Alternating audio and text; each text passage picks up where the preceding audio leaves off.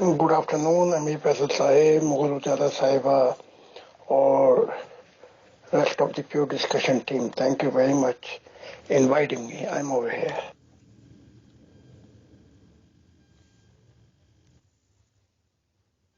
Assalamu alaikum wa rahmatullahi wa barakatuhu to all dear group members of Pure Discussion Group.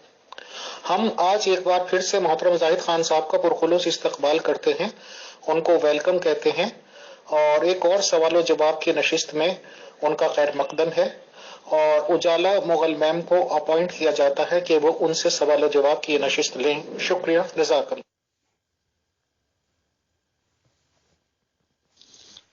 अस्सलाम वालेकुम व रहमतुल्लाहि व बरकातुहू। बहुत शुक्रिया फैसल भाई। हम आगाज करते हैं। मोहतरम जाहिद खान साहब को बहुत बहुत खुश आमदीद। मैं पहला सवाल करती हूँ। जी मोहतरम जाहिद खान साहब, जैसा कि आपको याद होगा कि हम आपकी मोस्ट कंट्रोवर्शियल बुक से 32 पॉइंट्स डिस्कस कर रहे हैं। 26 पॉइंट्स पे हम बात कर चुके हैं। अब आता है 27वां पॉइंट। 27वां पॉइंट आपने उसमें ये लिखा है कि रसूल इस्लाम ने आपसे ये भी कन्फेस किया कि कई मौकों पर मैंने यहूदियों पर हमले किए और उन्हें और उनकी औरतों और बच्चों से जुदा कर दिया। उनकी औरतों और बच्चों को लौंडियां और गुलाम बनाकर अपने पैरोकारों में तकसीम किया और नौजवान यहूदियों तक को कत्ल करवाया।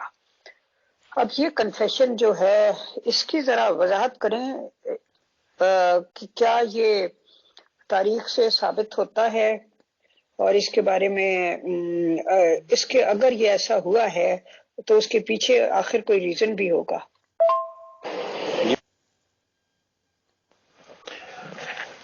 वो रीजन यही है कि आप कुछ चंदा के मांगने के सिलसिले में आप यहूदियों के महल्ले में पहुंचे अपना, और फिर वहां से निकल आए।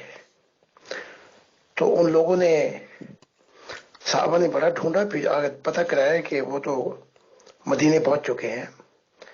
तो कहा कि वहां पे जिब्राइल ने खबर दी मुझे कि वो पत्थर फेंक के मुझे शहीद करना चाहते थे। यानी कि आज की अदालत और उस वक्त की अदालतें भी सिवाय इस बात के कि मुझे ये खबर हुई, सजा नहीं दे सकते आपको। फिर आपने उस कबीले का क्या कहते हैं, उसको सराउंडिंग कर लिया और फिर वो उतरे, बड़ी मुश्किल से, तंग आ गया, घेरा डाला हुआ था। तो फिर उन्होंने कहा कि हमारा फैसला साद बिन माद से कराएं। साद बिन माद जो थे उनके बहुत ही अच्छे ताल्लुकात थे किसी जमाने में। तो उम्मीद थी कि साद बिन माद हमें माफ कर देंगे।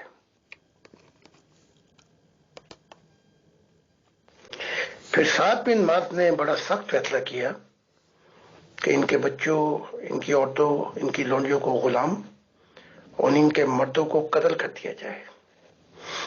ये वो मौका था जब मोहम्मद साहब कहते हैं कि जिब्राइल आए और कहा कि साद बिन का जो फैसला है उसको मनसूख कर दिया जाए और इन्हें माफ कर दिया जाए।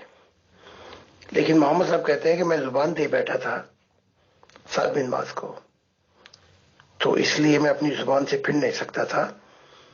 लेकिन जिब्राइल ने खबर दे दी थी ये वाकयात जो हो रहे हैं यहूदियों के साथ, इसमें आगे जाके बहुत नुकसान होगा। और याकूब और जो तौरात के अंबिया हैं वो बहुत फिर खिंचे खिंचे से पीछे हो गए और मोहम्मद साहब की आलम अरवा में मुखालफत भी करने लगे। तो ये उनमें से एक वाकया है।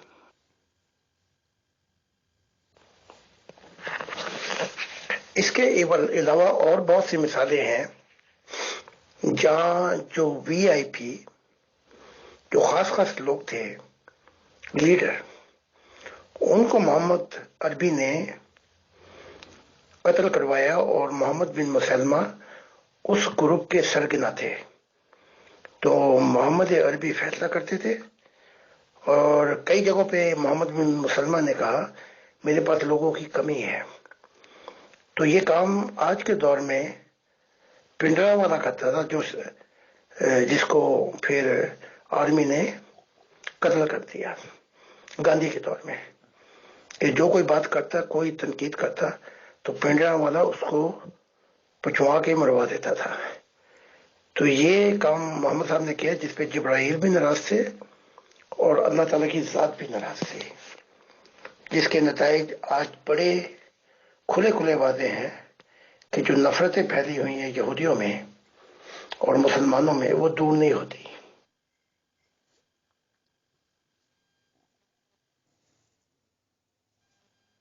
جی محترم، شکریہ.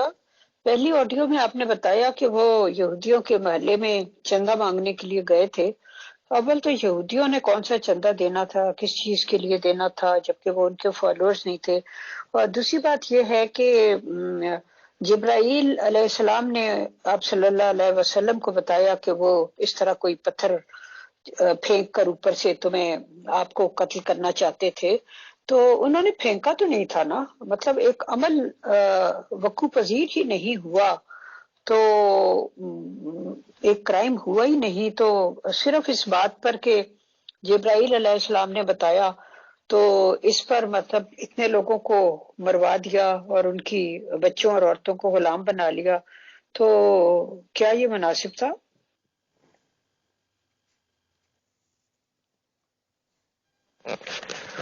آپ کو غالباً یاد ہوگا کہ جب آپ مدینے میں آئے تو آپ کا ایک معاہدہ ہوا تھا.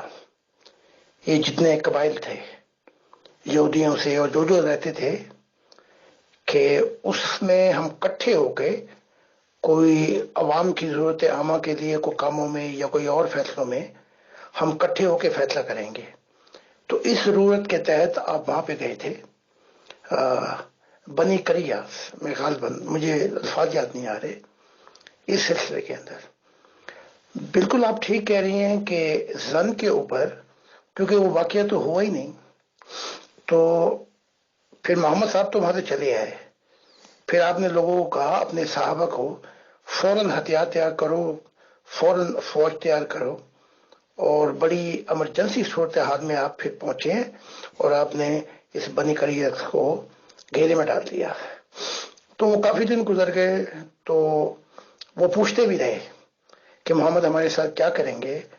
تو ایک ہی صحابی رسول ہیں، انہوں نے کہا یہ تمہارا گلا کٹے گا. تو محمد صاحب ان سے ناراض بھی ہوئے. تو آخر پھر وہ جو محاصرہ کیا ہوا تھا، وہ پھر بڑے تنگ آ گئے. پھر انہوں نے کہا کہ ہمارا فیصلہ سعد بن معاذ سے کروائیں. اسید بن حذیر اور سعد بن معاذ جو ہیں، یہ قبیلوں کے سردار تھے، اور ان کے یہودیوں کے بہت ہی احسانات تھے سعد بن معاذ کے اوپر اور اسید بن حذیر کے اوپر. تو ان کو غالباً امکان یہ تھا کہ یہ ہمارے حق پہ اچھے ثابت ہوں گے.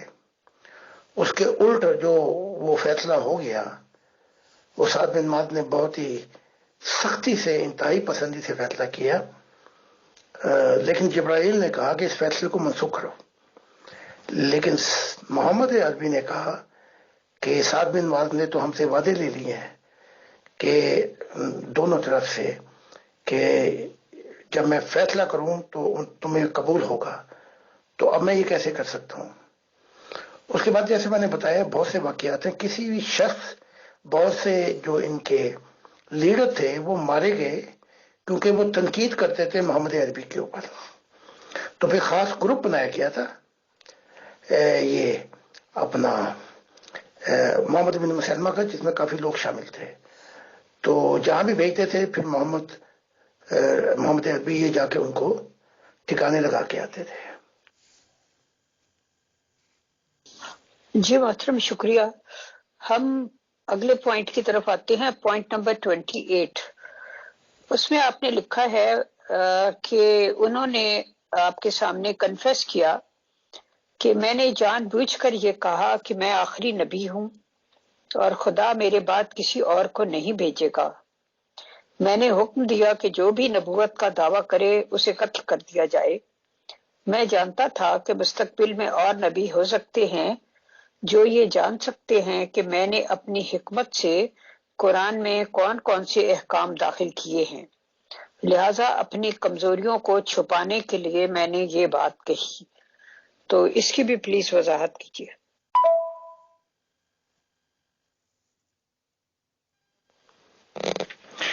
یہ جو کانسیپٹ ہے قرآن کا کہ یا بنی آدم اما یاتینکم رسل منکم یقصون علیکم من آیاتی فمن اتقی واصلح فلا خوف علیہم ولا هم یحزنون، یہ آیت تو پکار پکار کے چیخ چیخ کے کہہ رہی ہے اے آدم کی اولاد، پھر کبھی رسول آئیں ہمارا پیغام دیں تمہیں تو تمہارے سوائے ایک ہی الٹرنیٹو ہے، تم ان کی اطاعت کرنا، تمہیں خوف اور غم سے نجات دے دی جائے گی۔ یہ کانسیپٹ ہے۔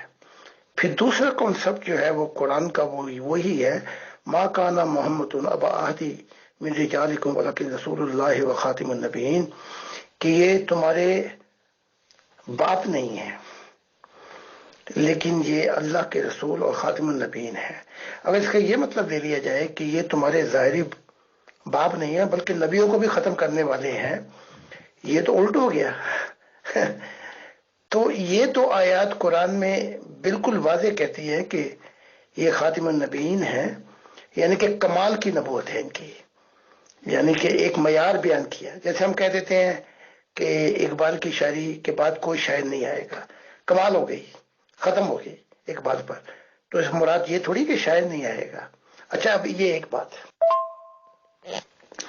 حدیثوں میں تواتر سے انکار کر دیا آپ نے کہ میں ایک محل تھا، وہ ایک اینٹ خالی تھی، لوگ دیکھتے تھے کہ یہ اینٹ کیوں خالی ہے، وہ اینٹ میں ہوں۔ اگر میرے بعد نبی ہوتا تو عمر ہوتا، لیکن میرے بعد نبی نہیں ہے، اور اے علی تو میرے لیے ہارون ہے، لیکن موسیٰ کے بعد ہارون جو اس کا بھائی تھا وہ نبی تھا، تو نبی نہیں ہے۔ بہت ہی تواتر سے یہ حدیث کہیں۔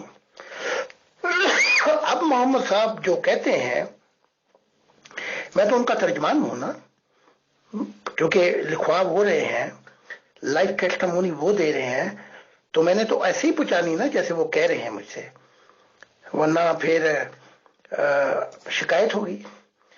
تو وہ کہہ رہے ہیں کہ یہ جو چیزیں میں نے کی، کانٹرڈکشن، تضاد قرآن میں اور حدیث کے اندر، اس سے جو مطلب لیا گیا ہے وہ یہ مطلب لیا ابو بکر نے، عمر نے اور دوسرے لوگوں نے کہ نبی نہیں آ سکتا۔ اسی اس کے اندر پھر ابو بکر نے یاما میں مسلمہ کو قتل کروایا اور اپنے بھی 1200 صحابہ مروائے۔ پہلی جنگ میں تو یاما میں وہ جیت چکا تھا مسلمہ۔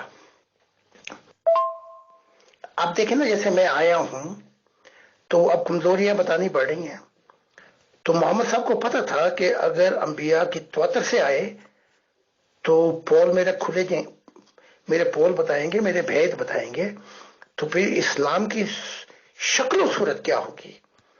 یہی تو بات تھی جہاں پہ حضرت علی نے کہا کہ اللہ نور و سماوات والارض، خدا نور نہیں ہے آسمان زمینوں کا، وہ تو ہے نور، تو ہے آسمان اور زمینوں کا، لیکن اس نور کے اندر روح بھی ہے۔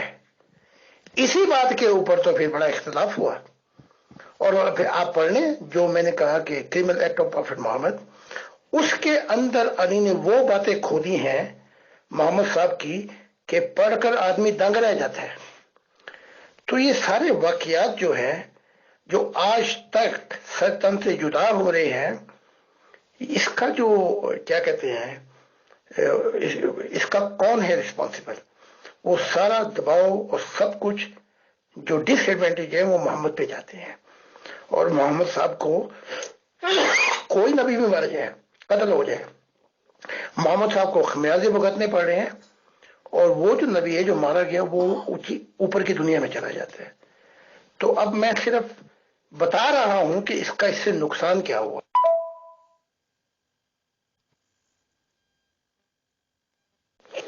اب میں ایک ہی شخص بچا ہوں، یا خدا نے مجھے بچا لیا کہ میں کھل کے کہہ رہا ہوں کہ لا نبی آبادی جو ہے وہ ایک لعنت بن چکی ہے معاشرے کے اوپر۔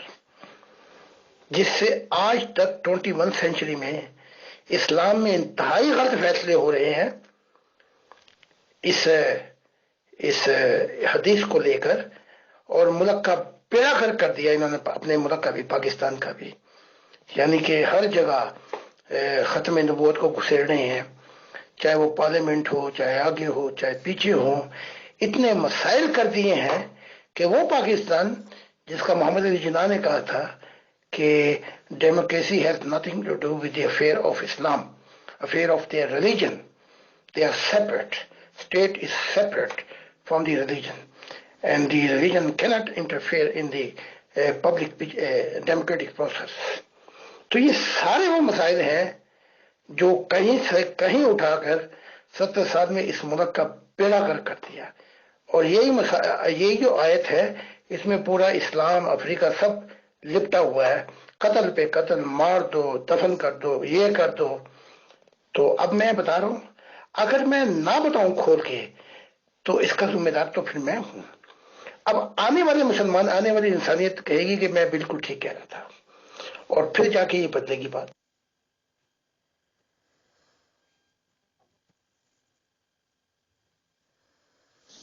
جی محترم، بہت شکریہ۔ میں ذرا یہاں یہ پوچھنا چاہوں گی کہ یہ جو آیت ہے قرآن پاک میں کہ محمد رسول اللہ صلی اللہ علیہ وسلم تمہارے مردوں میں سے کسی کے باپ نہیں ہیں، لیکن وہ خاتم اللہ کے رسول اور خاتم النبیین ہیں، تو اس وقت میرے سامنے قرآن پاک نہیں ہے، میں نے اپنی یادداشت کے مطابق اس کو بول دیا ہے۔ تو یہ جو دو باتیں تھیں، ان کے درمیان کیا لنک تھا؟ مطلب لنک کیا ہے کہ تمہارے مردوں میں سے کسی کے باپ نہیں لیکن خاتم النبیین ہے؟ اور دوسری بات یہ ہے کہ آپ فرماتے ہیں کہ بہت سی آیات انہوں نے اپنی حکمت کے تحت قرآن پاک میں داخل کی، اور بہت سی جبرائیل علیہ السلام کے فرمان کے مطابق۔ اور تو یہ جو آیت ہے، یہ کیا خدا تعالیٰ کی طرف سے ہے، ان کی اپنی حکمت ہے، یا جبرائیل علیہ السلام کی طرف سے ہے؟ تو پلیز بتائیے، شکریہ۔ جی محترم زاہد خان صاحب، بعض سوال آ رہے ہیں لیکن وہ بحث برائے بحث کا دروازہ کھولتے ہیں، اس لیے میں ان کو نہیں لے رہی۔ اور دوسری بات یہ ہے کہ میری یہ خواہش ہے کہ جس حد تک ممکن ہو ہم یہ 32 پوائنٹس کور کر لیں، کیونکہ کافی دنوں سے ہم لگے ہوئے ہیں لیکن بہت تھوڑا کور ہو سکتا ہے۔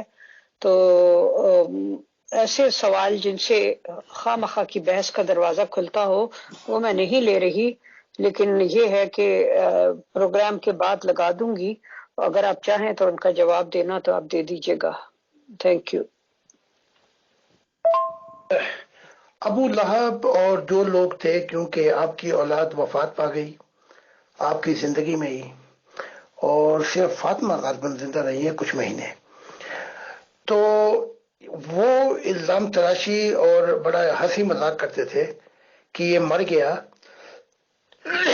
تو اس کے بعد یہ بے اولادہ ہے، یعنی اس کے ساتھ ہی اس کا سلسلہ ختم ہو جائے گا۔ تو اس پہ یہ آیت بھی اتری تھی، اِنَّا أَعْطَيْنَاكَ الْكَوْثَرَ فَصَلِّ لِرَبِّكَ وَانْحَرْ، تو یہ بھی اتری تھی اِنَّ شَانِئَكَ هُوَ الْأَبْتَرُ، کہ تیرا دشمن ہی بے اولادہ ہوگا۔ تو اس کانٹینٹ مضمون میں یہ آیت آئی ہے کہ محمد تمہارے ظاہری باپ تو نہیں ہے، لیکن اللہ کے ایسے رسول ہیں کہ اور خاتم النبیین ہیں، یعنی کہ کمال کر دیا نبوت میں، یعنی کہ ان کی روحانی اولاد کا سلسلہ بہت لمبا ہوگا۔ ایک تو یہ ہے مضمون، اور یہ دوسرا مضمون جو ہے یا بنی آدم، اے آدم کی اولاد پھر کبھی رسول آئے، یہ آیت جبرائیل نے اتاری ہے۔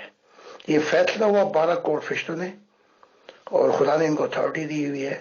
یہ آیت انہوں نے اتاری پھر کہ اگر وہ آ جائے تو تمہارے پاس اس کی اطاعت کے سوا کوئی چارہ نہیں ہو سکتا۔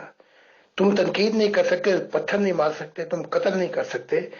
اگر وہ یہ کہے کہ میں خدا کی طرف سے آیا ہوں اور میں خدا کی یہ نئی تعلیمات لے کے آیا ہوں، ہاں آپ تعلیمات پہ سوال کر سکتے ہیں، لیکن سوال بھی ایسے ہوں پازیٹیو، یعنی کہ تنقید میں اس کا جینا حرام نہ کر دیں آپ، اور وہ سوال پوچھیں کہ وہ تعلیمات جو ہیں وہ زندگی میں کیسے داخل کریں، کیسے اثر آئے گا۔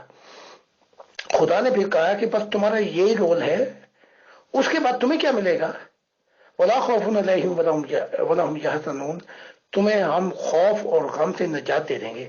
یعنی یہ جنتی حالتیں ہیں، یہ دور لے کے آئیں گے تم آخرت میں اور اس دنیا میں تمہارے اوپر.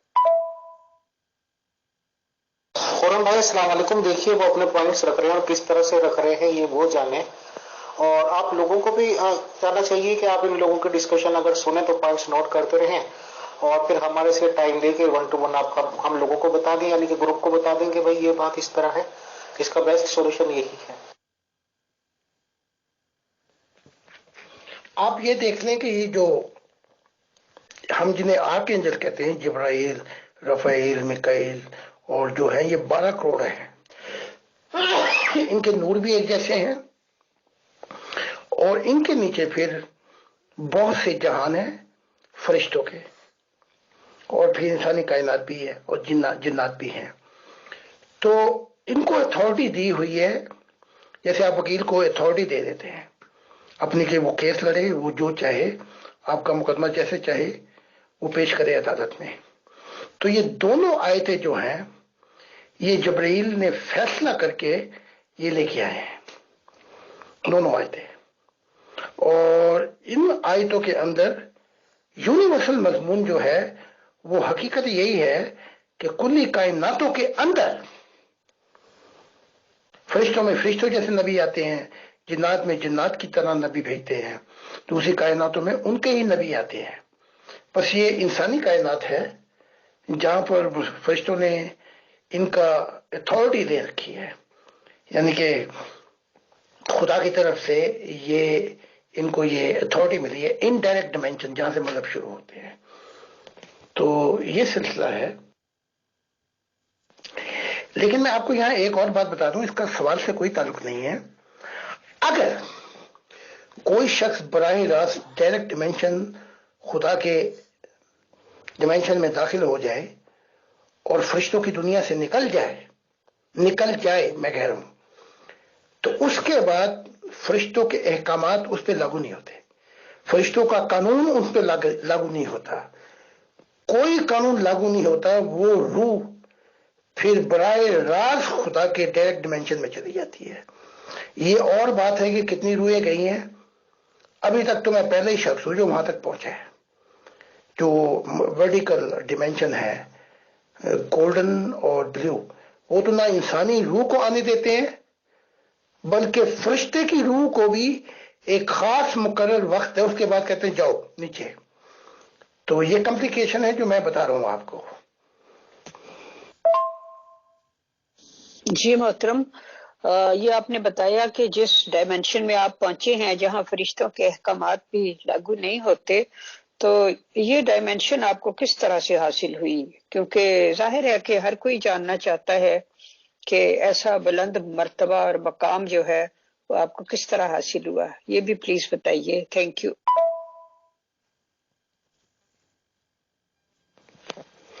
خدا نے تورات میں، انجیل میں اور قرآن میں، اور اگر گہرا مطالعہ کر لیں ہندوؤں کی کتابوں میں، تو یہ تعلیمات ملتی ہیں کہ ایک ایسا دن آئے گا کہ یہ زمین جو ہے یہ خدا کی ہو جائے گی، یعنی کہ نیا آسمان اور نئی زمین کی ابتدا پڑے گی، اور دوڑو ان جنتوں کی طرف جس کی قیمت نیا آسمان اور نئی زمین ہے.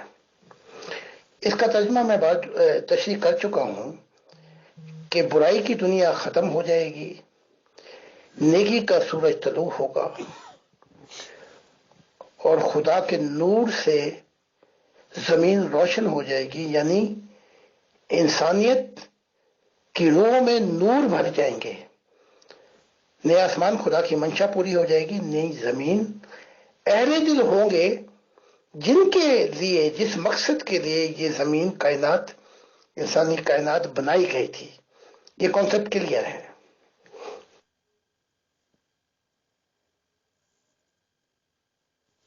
کہ اے محمد تو ہمیں وعدہ خلاف نہ سمجھ، ہم ان جنتوں کو بھی ظاہر کر دیں گے. یہ مقام مجھے اس لیے ملا یہ مقام نہیں ہے، یہ حال ہے، باقی سارے مقامات ہیں۔ حال یہ ہے کہ جہاں پہ خدا انسان کے ساتھ ویلیبل گاڈ، دکھائی دینے والا خدا سیٹلمنٹ ہوگا۔ میں نے اس کی 50 سال کے بعد وہ تمام تعلیمات جو خدا، وہ راز نہیں کھل سکے، نہ محمد، نہ یہ عیسیٰ، نہ اور انبیاء کھول سکے، وہ میں نے ساری تعلیمات خدا کی ٹھوس طریقے سے، سبسٹینٹل، میں نے ان کو یورپ میں پھیلا دیا ہے۔ اس لیے خدا نے مجھے یہ اپنا دل کہا اور یہ انعام مجھے دیا، اور میں پہلا شخص ہوں جو خدا کی اس رائل خاندان میں شامل ہوتا ہوں، جو خدا کے براہ راست ڈیمینشن ہیں جن کا کسی سے بھی کوئی تعلق نہیں ہے۔ اور یہ گولڈن انگنت ہے، یہ، اور بلیو انگنت ہے، اسے رائل فیملی کہا جاتا ہے۔ تو یہ انعامات مشن کی تکمیل پر ملے مجھے۔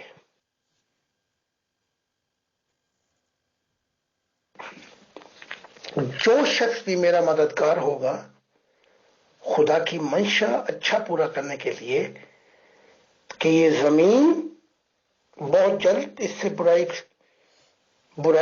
یہاں سے چھٹکارا لے لے اور خدا کی دنیا آ جائے، وہ سب لوگ ہیں جن پہ یہی انعامات ہوں گے جو مجھ پر ہوئے۔ اب کام تو میں نے کر دیا ہے، انسان رسپانس اس کو کب کرے گا؟ آپ کریں گے یا آنے والی نسل کرے گی؟ خدا نے کہا دوسری تیسری نسل بالکل رسپانس کرے گی، اور وہیں سے سبسٹینٹل اس دنیا میں ایک نئی دنیا کا کانسیپٹ شروع ہو جائے گا، one family world centered on God. اور یہ جو میری تعلیمات ہیں یہ فاؤنڈیشن ہوں گی، اور نیو گاڈزم شروع ہوگا، لو ایڈیالوجی آف گاڈ۔ اور یہ ڈیموکریٹک پروسیس جو ہے، یہ 100 سال کے اندر، 80 سال کے بعد یہ آبجیکٹ بھی ہو جائے گا، آبجیکٹ، سبجیکٹ جو ہے وہ نیا سسٹم ہوگا، گاڈ لو ایڈیالوجی، گاڈزم۔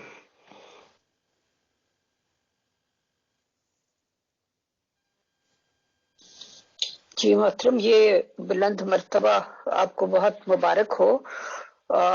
آخری زمانے کے بارے میں بائبل میں جو باتیں بتائی گئی تھی، جب ہم ان پہ بھی نظر ڈالتے ہیں تو ہم یہ سوچتے ہیں کہ یہ والے چیزیں ابھی تک پوری نہیں ہوئیں، تو اس کا مطلب ہے کبھی نہ کسی زمانے میں تو یہ سب پوری ہونی تھی۔ مثال کے طور پہ اس میں یہ ہے کہ خدا فرماتا ہے کہ آخری دنوں میں ایسا ہوگا کہ میں اپنی روح ہر بشر پر ڈالوں گا، تمہارے بیٹے اور تمہاری بیٹیاں نبوت کریں گے، اور تمہارے جوان رویا دیکھیں گے، اور تمہارے بڈھے خواب دیکھیں گے۔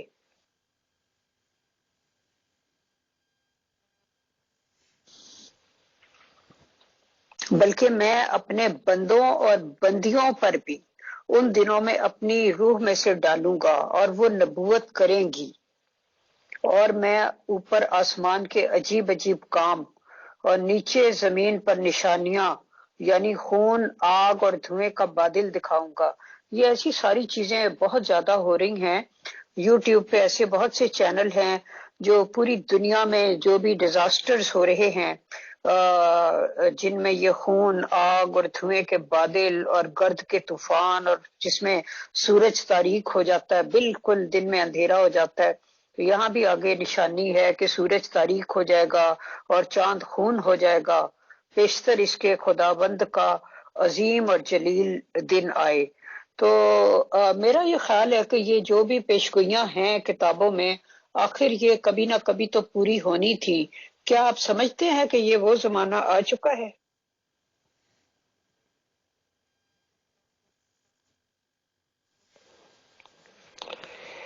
یہ تمام نبوتیں جو انجیل پیش کرتی ہے، نیو ٹیسٹامنٹ، یہ مجھ پہ لاگو ہوتی ہیں۔ میں ہی وہ شخص ہوں جسے خدا نے چن لیا ہے نیا آسمان اور نئی زمین کے لیے۔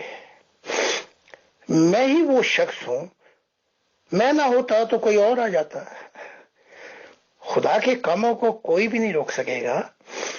اس نے کہا اور وہ کرے گا، لیکن جو مین پورشن رسپانسبلٹی ہے، جو انسان کی ذمہ داری ہے، وہ خدا پوری نہیں کر سکتا. اس کو میں نے آ کے پوری کر دیا ہے. خدا نے 95% اپنی ذمہ داریاں پوری کی ہیں، فرشتوں نے بھی. وہ جو 5% تھی وہ میں نے پوری کر دی. اور قرآن میں بھی ہے، مجھے صبح کا ستارہ کہا گیا ہے جو پوری انسانیت کو اپنے بادلوں میں لے لے گا. جہاں جہاں کائنات بادل ہیں، تو یہ خدا کی عنایات ہیں. اگر مجھے کروڑوں دفعہ یہ اپنی جان کا نذرانہ پیش کرے تو اس انعام کے آگے میری زندگی ہیچ ہے.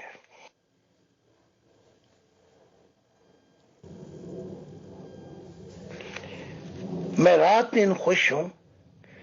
میری خوشی کی حد کوئی نہیں ہے. مجھے رات دن یہ خیال ہے اب کہ کہیں ایسا نہ ہو کہ میں عالم ارواح میں پہنچوں موت کے بعد اور خدا کہے کہ میں نے یہ کام تجھ سے کہا تھا لیکن تو پیچھے ہٹ گیا. I know love will bring always fruit. Maybe in my lifetime, maybe after my lifetime, or after 2-3 centuries later. But love never gonna be failed actually. It's gonna bring his own result. محبت کبھی بھی فیل نہیں ہوگی، اور میری محبت تو خدا کے ساتھ مل چکی ہے. تو یہ ساری نبوتیں جو ہیں یہ اس دن کے لیے تھیں جس دن کے لیے خدا نے مجھے اس مقصد کے لیے پکارا. اور اللہ ماشاءاللہ میں نے اس مقصد کے لیے بڑی محنت کی ہے، اپنے 50 سال دے دیے ہیں. اور میں نے خدا سے یہ وعدہ بھی کیا ہے جو بھی آسمانی باتیں ہیں چاہے یہ ساری دنیا ہی میرے قتل کے در پہ ہو جائے. اور یہ ہوئی. یہ مسلمان زیادہ ہوئے خون کے پیاسے، لیکن جب بھی حملے ہوئے ان پہ الٹ ہو گیا. لیکن میں نے وہ خدا کی باتیں بیان کی اور بیان کر رہا ہوں اور بیان کروں گا جب تک میری زندگی ہے. اور انہوں نے جو کچھ میرا بگاڑنا بگاڑ لے، جب تک میں زندہ ہوں تو میں خدا کے کاموں کو پورا کر کے جاؤں گا. اور یہ زندگی کی آخری سانسیں میں نے خدا کو دے چھوڑی ہیں.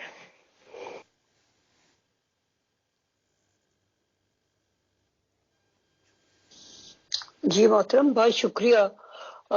یہاں پہ میرے ذہن میں ایک خیال پیدا ہوا کہ جس طرح پہلے 2000 سال پہلے حضرت عیسیٰ علیہ السلام تشریف لائے تھے، لیکن یہود نے ان کو نہ پہچانا اور وہ مس ہو گئے ان سے، اور اس کے بعد آج تک انتظار کر رہے ہیں کہ اے ایلیا تو کب آئے گا، کیونکہ اس کے بعد مسیح آئے گا. اور سنا اسرائیل میں تیاریاں بھی زور شور سے جاری ہیں کہ وقت ہو گیا ہے آنے والے مسیح کا. اور ادھر مسلمانوں کے پاس بھی پیشگوئیاں بہت زیادہ تھیں کہ عیسیٰ ابن مریم ضرور ضرور تم میں نازل ہوگا، قسم کھا کر کہا رسول پاک نے. تو اس کا مطلب ہے کہ آپ ان ساری پیشگوئیوں کے مصداق ہیں. تو کیا اس بات کا شدید خطرہ موجود نہیں ہے کہ مسلمان اور مسیحی سبھی آپ کو مس کر رہے ہیں؟ آئی مین آپ کو کہیں مس نہ کر دیں، یعنی کہ یہ بھی نہ ہو کہ ایسا دور بھی گزر جائے کہ ایک بندہ آیا لیکن پھر پہچانا نہیں گیا اور پھر اسی طرح سے ہو گیا.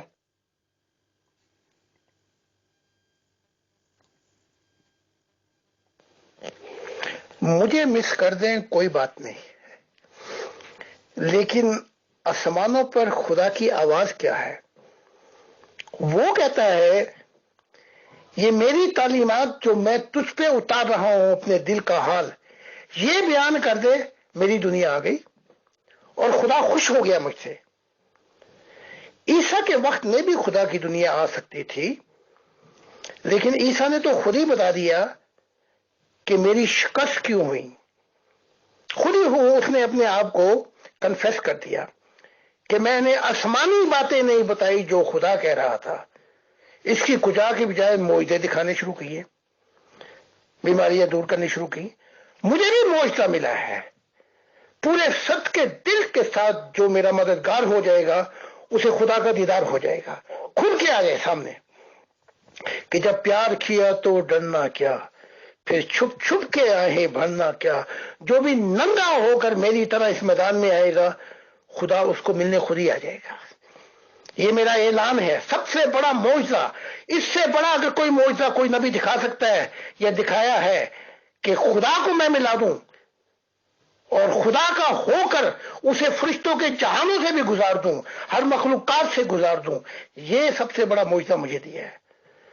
تو مجھے مس کریں گے تو کچھ کوئی بات نہیں، خدا کو کیسے مس کریں گے، کیونکہ میں نے تو سب کچھ بتا دیا ہے، اور خدا نے کہا میری دنیا آ گئی آ گئی آ گئی، اب صرف وقت کی بات ہے۔ اگر یہ لوگ رسپانس نہیں کریں گے یہ سب قبروں میں جائیں گے، لیکن آنے والے بہتر سننے والے، بہتر کہنے والے ہوں گے۔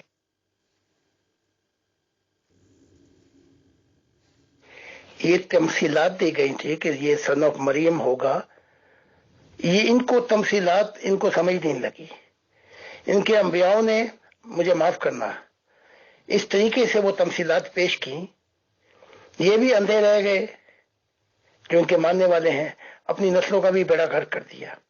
اب دیکھو نا، وہ جب تورات میں یہ تھا کہ آسمان سے آئے گا، آسمان سے اس کا ڈھول پیٹیں گے، فرشتے آئیں گے، اور عیسیٰ نے کہا آسمان سے کوئی نہیں آتا، اور پھر یہ کہہ کے اس نے کہا کہ الایہ کی روح یحییٰ کے ساتھ کام کرتی ہے، تو مسئلہ حل ہو گیا آسمان کا۔ اس کے باوجود عیسائیت اس بات کی ضد کرتی ہے، اندھے پن کی، وہی اندھا پن کرتی جو یہودی نے کہا کہ وہ آسمان سے آئے گا، اور یہی اندھا پن جو ہے یہ چھاتی پیٹتے رہے کروڑوں سال۔ ان کا امام، ان کا عیسیٰ ابن مریم آسمان سے نہ آیا، یہ سارے مر کھپ کے چلے جائیں گے، لیکن خدا نے کہا اب دوسری تیسری نسل جو ہوگی وہ ان باتوں کو سمجھ جائے گی، لیکن تو باتیں کھول کھول کے بیان کر، تمثیل میں کرنے کی ضرورت ہی نہیں ہے۔ اور لو، میں کھل کھل کے تمہارے سامنے آ گیا ہوں، تمہارا جو کچھ ہو سکتا ہے کر لو، لیکن میں خدا کی باتیں بتا کے جاؤں گا، کیونکہ خدا نے کہا میری دنیا آ گئی اس، اور وہ خوش ہو گیا۔ یہ آسمان سے لا کر دکھا دے اس عیسیٰ ابن مریم کو یا اس امام کو، لا کے دکھا دے، ہم اپنا مشن چھوڑ دیتے ہیں۔ یہ لا کے دکھا دے، میری زندگی میں لا کے دکھا دے، اس کو ویلکم کرنے والا میں خود ہوں گا۔ وہ کبھی بھی نہیں آئے گا، اس کو میں روح کی دنیا میں دیکھ چکا ہوں، وہ گیا، اس کی تشبیہ کے مطابق یہ بتایا گیا تھا، جیسے محمد صاحب نے کہا میں پھر آؤں گا، میں پھر آؤں گا۔ آخرین میں بھی وہاں کوئی بیٹھا ہوا تھا، کوئی اپنا کیا کہتے ہیں عام سا شخص، اس کی بات سمجھ میں نہیں آ رہی تھی، عربی بدو، اس نے کہا آپ آئیں گے یا خود پہنچیں گے آخر کے اندر، آخری دور میں؟ جب اس نے بہت ہی ضد کی تو پھر سلیمان فارسی کے سر پہ ہاتھ رکھ کے کہا کہ ان میں سے وہ کوئی ایک ہوگا۔ دیکھا نا کہ اس میں پھر محمد صاحب ہوں یا عیسیٰ ہوں یا کوئی اور نبی ہوں، تمثیلیں کر کے بیان ٹھوکر دی اپنی امت کو، اور یہ ٹھوکر لگی ہوئی ہے یہودیت کو بھی، کرسچینٹی کو بھی، اور اسلام کو بھی، اور اس کو ٹھوکر دلوانے والے کون ہیں؟ ان کے نبی ہیں۔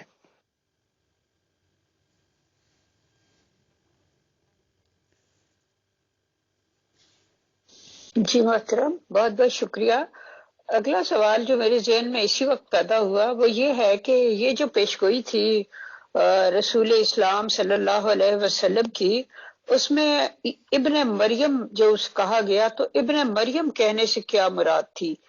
اور ایک تو یہ سوال ہے، دوسرا بھی اس کے ساتھ ہی کر دیتی ہوں کہ مسلمانوں کا خیال ہے کہ وہ جو عیسیٰ علیہ السلام تشریف لائیں گے بھی آسمانوں سے، تو وہ آ کے نبوت کے درجے پر وہ فائز نہیں ہوں گے، بلکہ وہ رسول اللہ کے امتی ہوں گے۔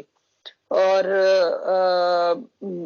یہ بھی بات جو ہے اس کو بھی کسی طریقے سے ذرا ایکسپلین کر دے، میری سمجھ میں نہیں آئی کہ کیوں ان کو ان کے منصب سے فارغ کر دیا جائے گا اور ان کو امتی بنا دیا جائے گا۔ اور وہ کہتے ہیں کہ وہ امتی اس لیے ہوں گے کہ ان کے ماننے والوں نے ان کو خدا کا درجہ دے دیا تھا، تو اس وجہ سے اب ان کو ایک رسول پاک کے امتی کے روپ میں آنا پڑے گا، وغیرہ وغیرہ۔ اور اسی حدیث کے مطابق اور اسی مکتب فکر کے مطابق ہی پھر میرا خیال ہے کہ جماعت احمدیہ یہ کہتی ہے کہ مرزا غلام احمد قادیانی صاحب ہی وہ مسیح موعود تھے، یعنی پرامسڈ مسایا، اور وہ امتی بھی تھے۔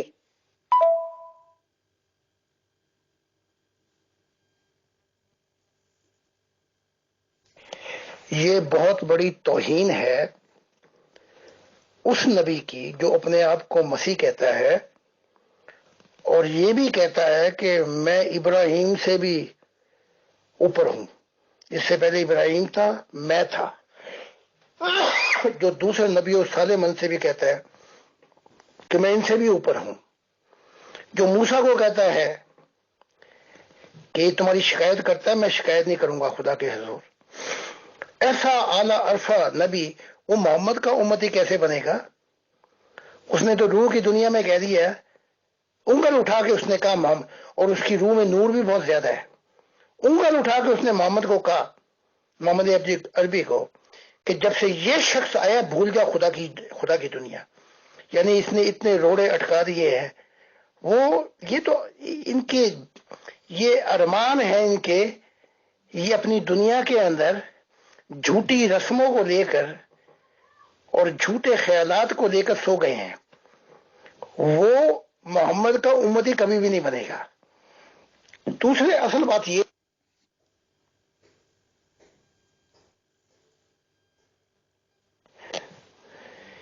جو مثال دی گئی ہے ابن مریم کی، اس کی مثال وہی ہے کہ کوئی ایک اور شخص آئے گا جو اس کے جیسی خصلات رکھتا ہوگا، عادتیں رکھتا ہوگا، جو کوالٹی رکھتا ہوگا۔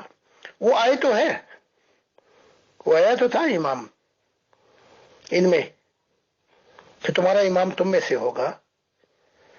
جو کام اس نے عیسیٰ نے کیے وہی اس نے کیے۔ عیسیٰ نے بھی باتیں چھپائیں، اس نے بھی خدا کی باتیں چھپا دی۔ عیسیٰ نے آسمان کا حال بیان نہیں کیا خدا کا، اس نے بھی بیان نہیں کیا۔ اس میں بھی بارش ہوتی رہی اور وہ بھی ٹس سے مس نہیں ہوا عیسیٰ، اور غلام احمد قادیان بھی اللہ ماشاءاللہ ٹس سے مس نہیں ہوئے۔ 12 سال بارش ہوتی رہی، تب جا کے اپنے آپ کو بدلا۔ کتنا بدلا؟ وہ بھی کچھ نہیں بدلا۔ اور کہا گیا تھا اس عیسیٰ کو بھی کہ روم میں جا، وہ چلا گیا کشمیر کے اندر۔ اس کو بھی کہا گیا تھا کہ ہجرت کر جا، اس کو دکھایا گیا تھا غلام احمد قادیان کو، انہوں نے گول مل کر دیا، وہ واقعی نہیں بتایا انہوں نے کہ اس جگہ جا جو سفید قوم انگلینڈ ہے۔ یہ نہیں کیا۔ خدا نے جو کالونی بنائی تھی، انگریزوں کو لے کر آیا تھا وہاں پہ، وہ اسی لیے لے کے آیا تھا کہ اگر حالات یہاں تنگ ہو جائیں، مسلمان تنگ کر دیں، تو پھر جا کے سیاسی پناہ لے لیں انگلینڈ میں جا کر۔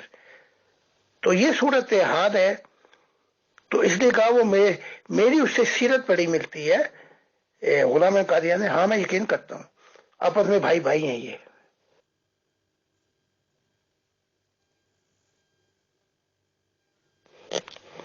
غلام احمد قادیان نے کام تو کوئی نہیں کیا، لیکن سارے منصب اپنے آپ میں کٹھے کر لیے کہ عیسیٰ بھی میں، موسیٰ بھی میں، ابراہیم بھی میں، اور کرشنا بھی میں، سب کچھ اپنے اندر اکٹھا کر لیا، لیکن کام اسلام کا ہی ہوگا۔ ایسے کام نہیں ہوتے۔ تو وہ بات وہیں پہ ختم ہو جاتی ہے کہ تمہارا امام تم میں سے ہوگا۔ اور باقی اگر یہ ہے کہ انتظار کر رہے ہو عیسیٰ کا، وہ تو پھر انجیل پڑھ کے دیکھ لو، وہ کہہ رہا ہے کہ یہ جو لڑکا کھڑا ہے نا، اس کے یہ ابھی بڈھا نہیں ہوگا تو میں آ جاؤں گا۔ وہ تو آ گیا ہے اسی وقت میں اپنے دور کے۔ تو یہ کسی عیسیٰ کا انتظار کر رہے ہیں۔ اس نے کہا کہ ابھی یہ لڑکا بوڑھا نہیں ہونے پائے گا کہ میں آ جاؤں گا، تو وہ تو پھر بہت ہی 2000 سال پہلے آ گیا ہے۔ تو کسی عیسیٰ کو ڈھونڈتے ہیں یہ؟ ان کو تمثیلیں بالکل نہیں سمجھ لگی، انہوں نے ٹھوکر کھائی تمثیلوں سے، اور ان کو ٹھوکر دلوانے والے ان کے نبی ہیں، اور دونوں پہ بوجھ پڑا ہوا ہے۔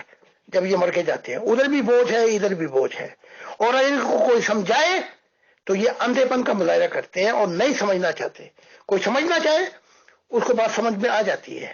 یہ ضد بازی کرتے ہیں، اپنی ضد بازی کے نتائج موت کے بعد دیکھیں گے.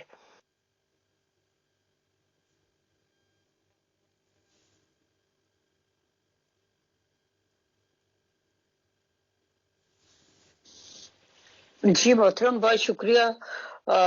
گفتگو بڑے ہی دلچسپ موڑ پر ہے، لیکن چونکہ ہمارا جو ایک محدود ٹائم ہوتا ہے وہ ہو چکا ہے، اور اگر آپ کچھ دیر رکیں تو کچھ سوال اور جو لوگوں کے تاثرات ہیں وہ بھی آپ کی خدمت میں پیش کر دیے جائیں.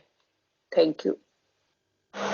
جی جناب، یہ دیکھیں ذرا محترمہ اجالا صاحبہ انٹلیکچوئل ڈس آنیسٹی کا مظاہرہ کر رہے ہیں. میں نے انہیں دیکھا ہے کہ 2 آڈیوز کی ہیں، اس میں حضرت سعد بن معاذ رضی اللہ عنہ کا ذکر کیا انہوں نے کہ انہوں نے فیصلہ کیا. ہاں، البتہ حقیقت یہ کہ توریت کے مطابق یہ فیصلہ ہوا تھا.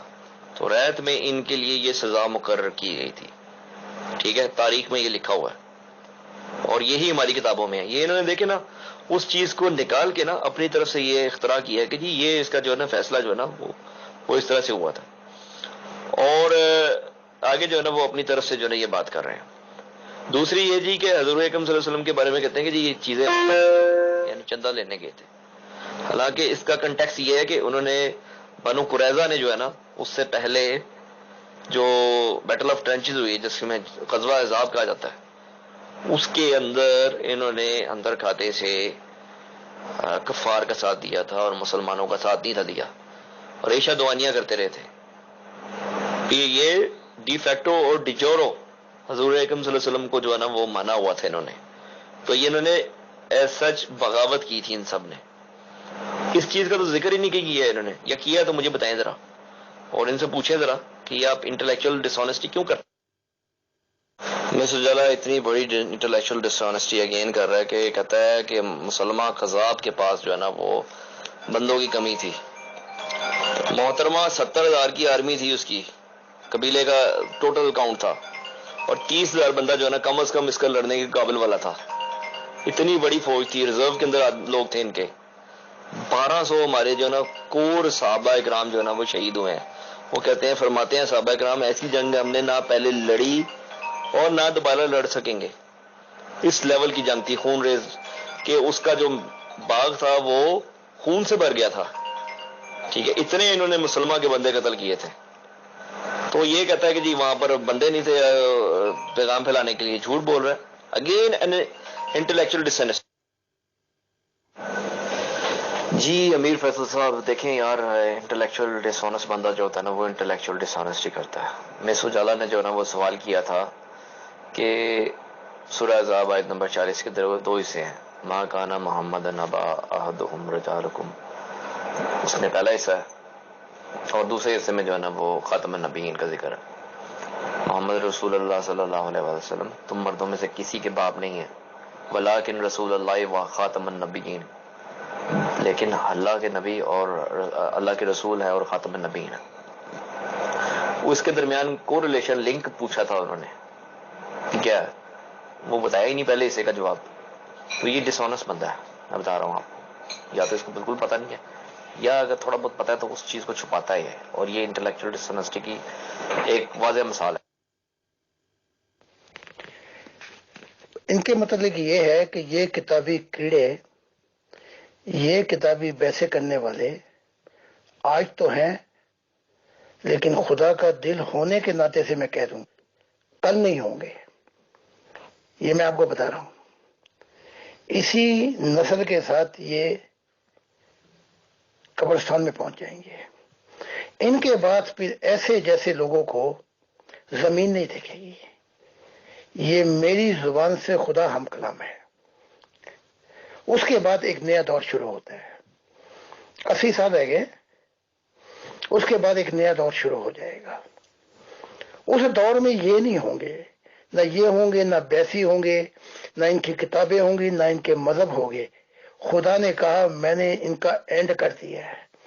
ہم تو اس آواز کو، اور وہ جو آنکھوں میں آنکھیں ڈال کے خدا نے ماتھے کو چوما اور میری آنکھوں کو چوم کر کہا تمام مذاہب کی دنیا ختم ہو گئی، اب ایک خاندان ہوگا جس کا محور میں خدا کی ذات ہوگی. اور یہ زمین نور سے بھر جائے گی، نیا انسان ہوگا. اس انسانوں کو لانے کے لیے میں نے یہ فاؤنڈیشن تیار کی ہے. اب خدا نے کہا میں اپنا وعدہ پورا کر دوں گا. تو نے اپنا وعدہ پورا کیا، میں اپنا وعدہ پورا کروں گا. بہت بہت شکریہ، بہت جزاک اللہ ٹو محترم زاہد خان صاحب، present admins team and all dear group members of pure discussion group. انشاءاللہ نیکسٹ سیشن آف سوال و جواب میں بہت جلدی ملتے ہیں. تب تک کے لیے خدا حافظ. شکریہ، جزاک اللہ. Thank you so much. God bless you. And I'm very sure the coming humanity gonna receive this message. 180 degrees they're gonna change toward God. And this past, God, like God said, never gonna be speak about this past. This will be part of the past. تو ہم تو وہ خدا کا پیغام، خدا کی آواز، آسمانی باتیں لے کر انسانوں کو کھول کھول کر بتا رہے ہیں. خدا نے کہا تو نے اپنا وعدہ پورا کیا، میں اب اپنا وعدہ پورا کروں گا. تو بات ختم ہو جاتی ہے. تو امیر صاحب کا بھی دلی شکریہ ادا کرتا ہوں، مغل اجالا صاحب کا، صاحبہ کا کہ اتنی محنت کرتی ہیں، اور دعا بھی کرتا ہوں میں ان کے لیے، ان سب لوگوں کے لیے، اور پیور ڈسکشن ٹیم کا بھی بہت شکر گزار ہوں. Thank you and God bless.